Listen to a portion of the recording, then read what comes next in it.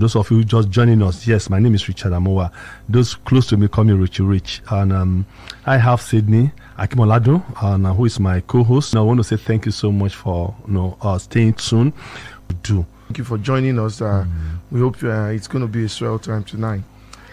Last week we did talk about absentee fathers and the absentee father syndrome, and today we're continuing in that same, or we're towing that same line, looking much deeper into it. I mean, based on popular demand and people's call, we decided to talk just about this topic all throughout this month of July. So last week we did talk about the fact that the absentee father or the absentee father syndrome is fast becoming a cultural thing, not just in Nigeria alone, but all over the world. I read a statistic somewhere saying that in 2007 there was a UNICEF report on the well-being of children in economically advanced countries like the US, Canada, and the United Kingdom. And funny enough, these major countries, which we all aspire to jackpot to, in local palace, suffer extremely low in regards to the well-being of children, particularly when it comes to the issue of absentee fathers in the home. So it's becoming a very major topic, and it's important that we talk about it. We talk about the fact that an absentee father is generally that father that is not present in the well-being, in the health care, in the psychological, emotional, or physical upbringing of their children. And protection of their children. And protection, of course, which is safety and all of that. We said also that there are certain fathers, that have found themselves in this condition. We describe them as either accidental or circumstantial fathers. We also said that the cultural issues that are tied to these two, where there are certain places over time it's become like a norm that fathers are not present, and so children or male children that are born subsequently after just toe this same line. We said also that there are commissioned absentee fathers. Who are these ones?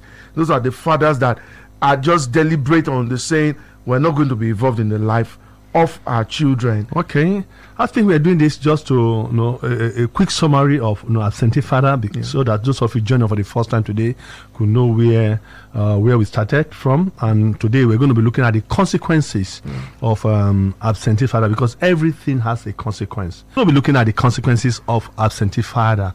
Guys, we always say this, that there's no way we can have a great nation, a great family, without having father present in the life of their children. In their family. Today we could see what Nigeria is turning to, because a lot of fathers are not there. We on this show, the essence of this show is to encourage fathers, to challenge fathers to be the best they can, even in the face of this trying time. Fathers they are doing their best. Last week we did say again that some fathers are absent in the life of their children, not on their own volition, but condition.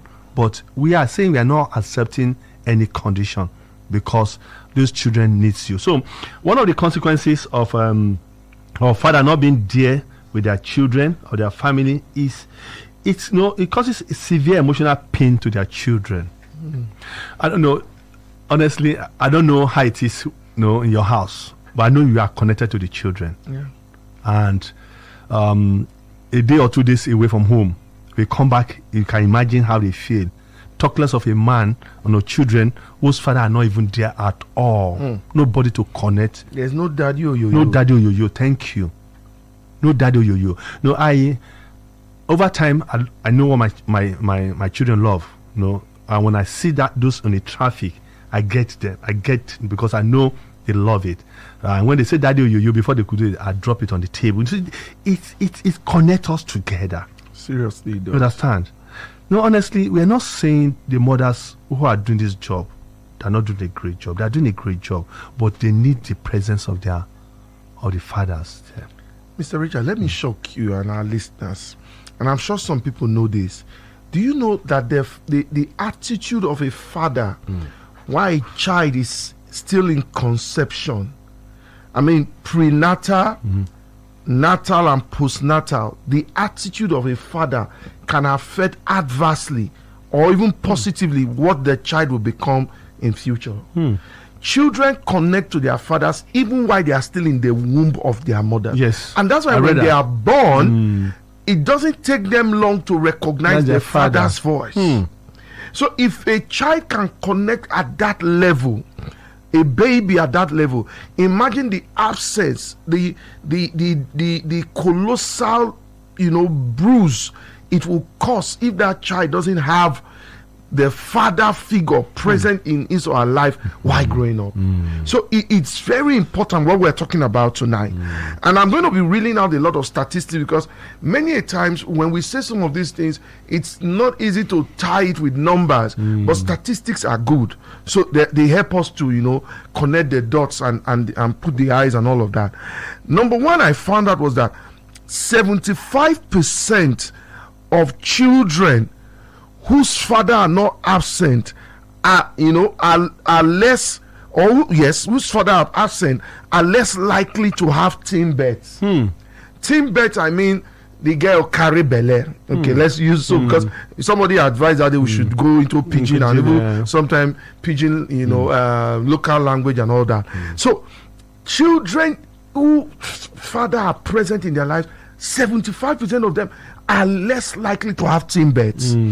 Another 80% are less likely to spend time in jail.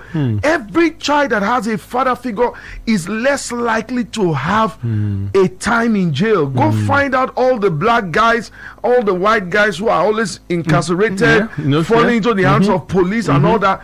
Find out more than 80% of them, there is no father figure in their life. 50% are less likely to experience depression. Let's take it one by one. You understand? So that it could sink into the hearts of our listeners. You understand? You see, the first one he said, a gay child that lives with both parents. Exactly. Is less likely to engage in teen births. Get belle. He not go carry belle for road. He know where I come from. The fear go dey there, say Papa dey. You see, I don't know about some other people, but when we were growing up, the more we hear pom pom, I mean, my father, first of all, what he used was Okada. Ping. We will not say, Daddy don't come. I don't know whether you still remember Vespa and Roadmaster. Yeah, of course. You see, everybody sit up. You just sit up. You behave. So why we be giving the statistics one by one? Yes. We keep telling whoever that listen to us right now the consequences. Yes. That it matters a lot. Exactly. Another one again is that children become more paranoid and untrusting as an adult. Children without father's presence. Exactly, yes. And you're very correct. Yeah. And that's why, as we talk about all of this tonight, the consequences, we must begin to situate them in what aspect do they affect these children. Okay. Because when you talk about being paranoid now, for some persons, that's big grammar. Yes. We are talking about, the different segments. I looked at the physical, I looked at the spiritual, I looked at the social impact, the emotional impact, the academic impact, and then the behavioral impact. What you just mentioned now is part of the behavioral impact of what a fatherless figure in the life of a child will be. That's right. And when they say somebody becomes paranoid, it means you have all kinds of fears. For example, you are paranoid somebody will kidnap you. You are paranoid somebody will kill you. You are paranoid somebody will poison you. You are paranoid if this one is the one doing me. Everything about you is on the ground of suspicion. All right. That's what being paranoid is. When we celebrated Father's Day, yes, sir. A young lady called me and started crying. He said he's looking for a shoulder to cry on. So he said he just thought of me. And what was the problem? That the children, they are having a Father's Day tomorrow, and the children be asking, "When's my dad? When will Daddy come for our children, our Father's Day?" Because one is 9, the other one is 7. So apparently, the years, they be seeing other children, fathers coming. So the lady just couldn't, had to encourage her. So listen, the truth of the matter is that we all have our crosses to carry. You understand? Because he felt that he didn't make a right choice. That's why he gave the children a wrong father. I said, no. You understand? So that's how some women, that's how they felt. Or that's how they're feeling. Or that's how their feeling is when issues of fathers not being in the life of the children, or when the children ask questions about their father. So I really got emotional when we were talking, and I said, do you want me to come and represent these children? He said, no, really, Uncle Richie, but I just needed to talk to somebody. No, the truth of the matter is that a lot of children are looking for their fathers. And the question is, where are the fathers? That's it. Where are the fathers?